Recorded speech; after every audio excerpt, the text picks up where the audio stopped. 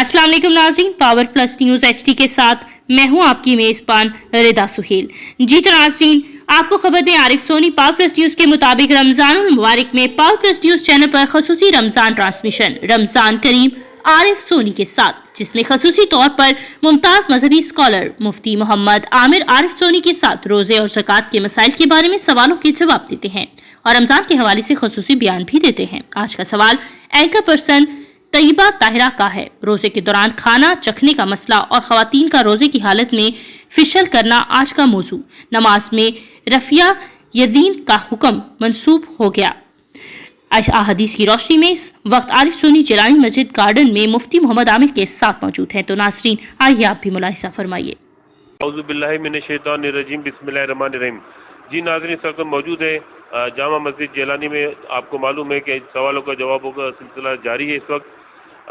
जैसे कि आज 16 रमज़ानुल मुबारक हो चुका है, जो मग़फ़िरत का अशरा है, और जिसके अंदर मग़फ़िरत के अंदर जो अशरा है उसके अंदर सबसे बड़ा जो वजीफ़ा है अस्तग़फ़िरुल्लाह मिन कुल्लि ज़ंबिन वतूब अलैह। तो ये जो अशरा है मग़फ़िरतों का, तो इसके अंदर ये आप ज़रूर ख्याल रखें कि अगर ये वजीफ़ा अगर आप पढ़े तो इंशाअल्लाह आपकी मग़फ़िरत ज़रूर की जाएगी।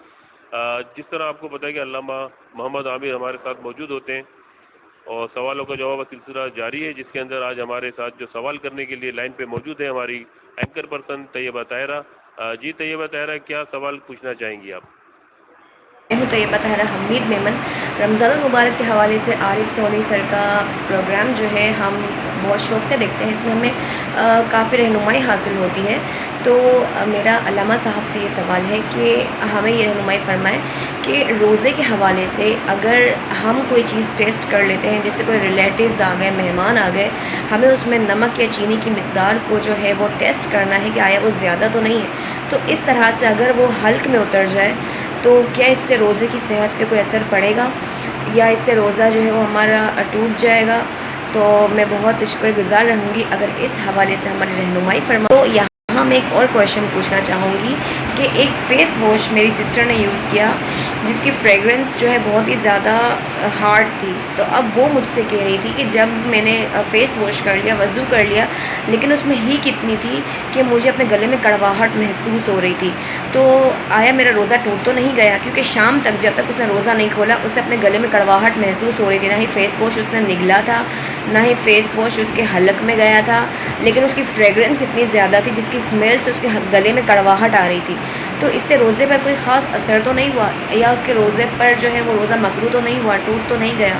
उसे इस बात के बारे में काफ़ी तशवीश थी। तो मैं अल्लामा साहब से ये गुजारिश करती हूँ कि काइंडली इस बारे में जो है इस हवाले से मुझे ज़रूर गाइड करें कि उसके रोज़े पे कोई असर तो नहीं पड़ा या इससे कोई रोज़े पे असर तो नहीं पड़ता। बहुत शुक्रिया Taiba Tahira Hamid Memon, power plus news Karachi.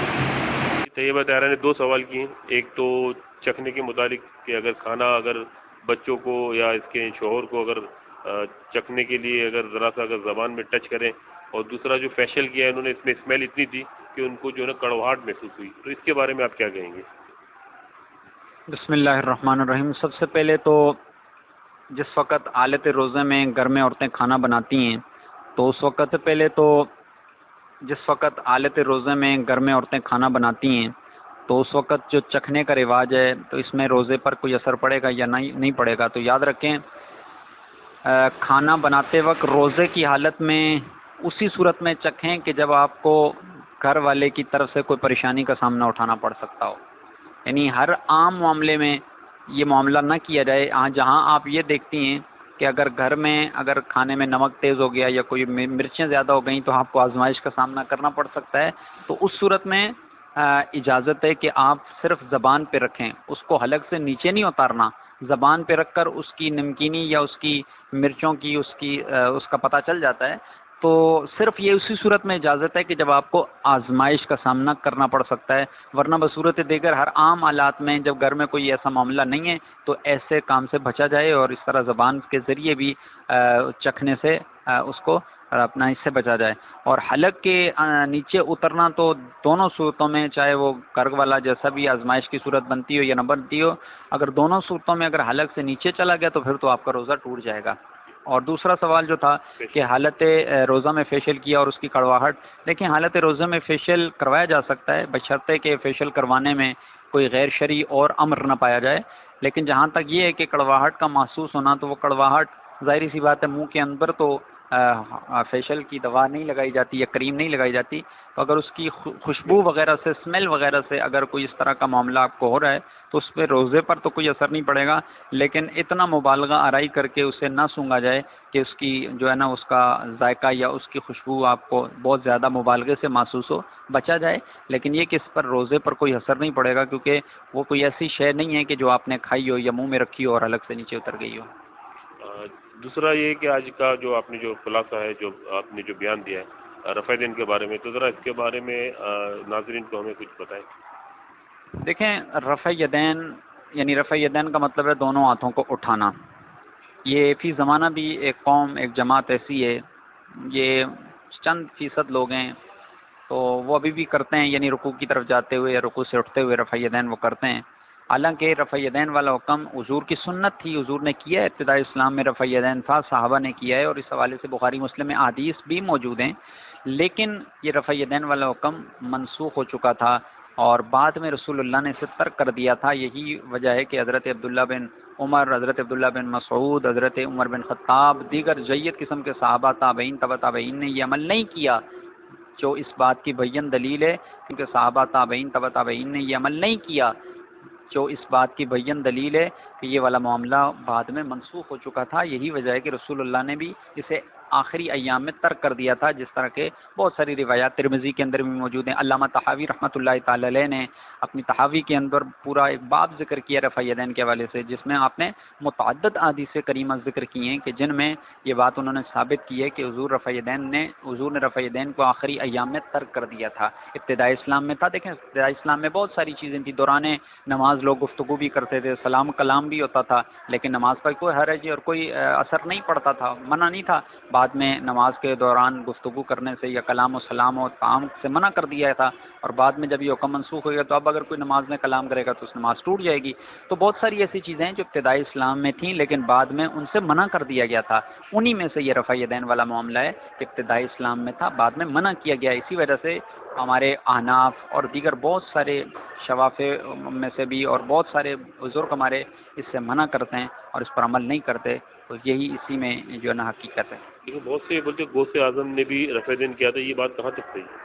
دیکھیں، غوث اعظم، ایک بات ذہن میں رکھیں کہ بہت سارے، جیسے ایک مسئلہ ہے تو اس مسئلے میں بعض اوقات یہ ہوتا ہے کہ جو مجتہد علماء ہوتے ہیں، جیسے امام شافعی ہو گئے، امام احمد بن حنیفہ ہو گئے، اور اسی طرح امام احمد بن حنبل ہو گئے، تو بعض اوقات یہ ہوتا ہے کہ کسی ایک امام کے نزدیک وہ جزیہ کچھ اور ہوتا ہے، دوسرے کے نزدیک کچھ اور ہوتا ہے. اب وہ دلائل کی بنا پر وہ بات کرتے ہیں. تو اگر کوئی مجتہد کو فالو کرتے ہوئے اگر کوئی رفع یدین کرتا ہے، جیسا کہ حضرت غوث اعظم رضی اللہ تعالیٰ عنہ، آپ امام احمد بن حنبل کے پیروکار تھے فقہ کے اندر، اور امام احمد بن حنبل چونکہ مجتہد ہیں اور ان کے نزدیک رفع یدین ہے، تو آپ حضرت امام احمد بن حنبل کے چونکہ آپ ان کے مقلد تھے اور ان کی تقلید میں ایسا کر رہے ہیں، تو کوئی مذائقہ نہیں، وہ کر سکتے ہیں، کیونکہ مجتہد اگر خطا پر بھی ہو تو پھر بھی اس کو اجر ملتا ہے. ہم بات یہ کر رہے ہیں کہ فی زمانہ بعض لوگ ہیں غیر مقلد، وہ کسی کی تقلید نہیں کرتے، وہ خود ہی جو ہے نا قرآن کہتے ہیں کہ ہم قرآن سے مسئلے، ہمارے اتنی کیپیسٹی ہے، ہمارے پاس اتنی ایبلٹی ہے کہ ہم ایسا کر سکتے ہیں. تو ایسا کرنے سے جو اگر کسی مجتہد کا مقلد ہے اور تقلید میں وہ کر رہا ہے تو اس میں کوئی مذائقہ نہیں ہے. لیکن اگر کوئی غیر مقلد ہے اور وہ غیر مقلد جو ہے وہ اپنے طور پر یہ کر رہا ہے تو پھر وہ غلط کر رہا ہے. جی بہت بہت شکریہ جی. ناظرین، آپ کو کے بارے میں امام صاحب نے کافی تفصیلات بتائی، آپ کو کافی حادث سنائی. ہم آپ کو لے چلتے ہیں ان کے بیان کی طرف. ابتدائی اسلام میں مسلمانہ نہ تھی، بعض نے قول عبداللہ بن مسعود الا اصلی بكم صلاة رسول اللہ صلی اللہ علیہ وسلم فصلى فلم يرفع يديه الا في اول مرة. قال ابو عيسى حديث ابن مسعود حديثا حسنا وبه يقول غير واحد من اهل البيت من اصحاب النبي صلی اللہ علیہ وسلم والتابعین. حدیث پاک ترمذی کی حدیث پاک حضرت علقمہ فرماتے ہیں کہ رسول اللہ صلی اللہ علیہ وسلم حضرت علقمہ فرماتے ہیں کہ عبداللہ بن مسعود رضی اللہ تعالیٰ عنہ، حضرت عبداللہ بن مسعود نے فرمایا کہ الا اصلی بكم صلاة رسول اللہ کہ کیا میں تمہیں رسول اللہ کی نماز پڑھ کے نہ دکھاؤں؟ تو فصلہ تو حضرت جناب سیدنا عبداللہ بن مسعود نے نماز پڑھی، فلم یرفع یدیہ، آپ نے ہاتھ نہ اٹھائے، الا باول مرہ، مگر شروع میں یعنی تکبیر تحریمہ کے وقت، تکبیر تحریمہ کے علاوہ آپ نے ہاتھ نہ اٹھائے۔ قال ابو عیسیٰ، حضرت امام ترمذی فرماتے ہیں حدیث ابن مسعود حدیث حسن، حضرت عبداللہ بن مسعود کی حدیث حسن ہے، وہی یقول غیر واحد من اهل العلم من اصحاب النبی صلی اللہ علیہ وسلم والتابعین، اور اسی کے قائل حضور نبی کریم علیہ السلام کے کئی صحابہ اور تابعین ہیں کہ صرف ابتدائے نماز میں تکبیر تحریمہ کے وقت رفع یدین ہے، اس کے علاوہ بقیہ نماز کی کسی بھی جگہ پہ رفع یدین ہے نہیں ہے۔ حضرت عبداللہ بن مسعود نے نماز پڑھ کے بتائی اور صرف نماز کے شروع میں رفع یدین کروایا اور بعد میں نہیں کیا، اور فرمایا کہ رسول اللہ آخری عمر میں اس طرح نماز پڑھتے تھے، یعنی صرف رفع یدین ابتدائی نماز میں تھا، نماز کے بقیہ ارکان کی ادائیگی کے وقت نہیں تھا۔ تو یہ حدیث پاک بتاتی ہے اور حضرت عبداللہ بن مسعود کا حضور کی نماز پڑھ کے بتانا اور اس میں صرف ابتدائی نماز میں رفع یدین کرنا، بقیہ کسی جگہ رفع یدین نہ کرنا، اس بات کی دلیل ہے کہ حضور کی آخری نماز جو تھی وہ ایسی تھی جس میں صرف ابتدائی نماز میں رفع یدین تھا، بعد میں نہیں تھا۔ تو حضرت صحابی رسول عبداللہ بن مسعود کا رسول اللہ کی نماز پڑھ کے بتانا کہ اس طرح رسول نماز پڑھتے تھے اور صرف ابتداءً رفع کرنا، رفع یدین کرنا، پھر نہ کرنا، اس بات کی دلیل ہے۔ یہی بات ہے کہ اگر رفع یدین حضور آخری عمر میں نہیں کرتے تو حضرت عمر بن خطاب نے اس سنت کو پھر کیوں ترک کیا؟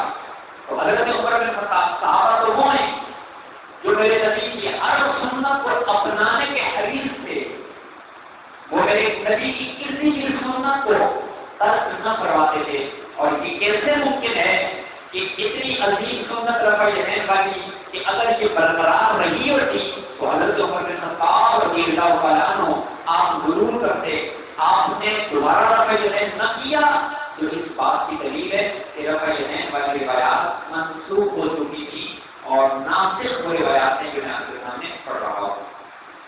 عن مجاہد رضی اللہ تعالیٰ عنہ قال صلیت خلف ابن عمر رضی اللہ تعالیٰ عنہ فلم یکن یرفع یدیہ الا بتکبیرۃ الاولی من الصلاۃ۔ حضرت عبداللہ بن عمر یعنی حضرت عمر کے بیٹے عبداللہ، یہ بہت بڑے فقیہ صحابی ہیں،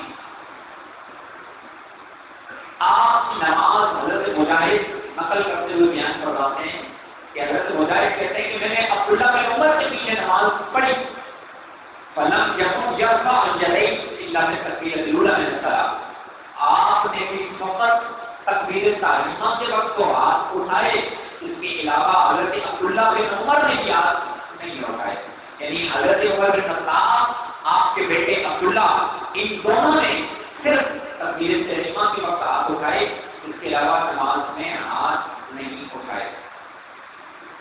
ان حدیث کریمہ سے واضح ہوا کہ حضور کا آخری ایام میں رفع یدین نہ کرنا، حضرت فاروق اعظم کا نہ کرنا، حضرت عبداللہ بن مسعود ہو گئے، حضرت عبداللہ بن عمر ہو گئے، اور دیگر کئی صحابہ تابعین اور ادل علماء کرام، آپ کا رفع یدین نہ کرنا اس بات کی دلیل ہے کہ رفع یدین والی جتنی بھی روایات دوسرے لوگ پیش کرتے ہیں وہ روایات اگرچہ لیکن ان روایات پر عمل نہیں ہے۔ آپ دیکھیں قرآن میں بہت ساری ایسی آیات ہیں جن آیات کی ہم تلاوت تو کرتے ہیں لیکن ان روایات پر عمل کرنا ابھی منسوخ ہو چکا ہے، ان کی تلاوت باقی ہے لیکن ان پر عمل کرنے کا حکم اب نہیں ہے۔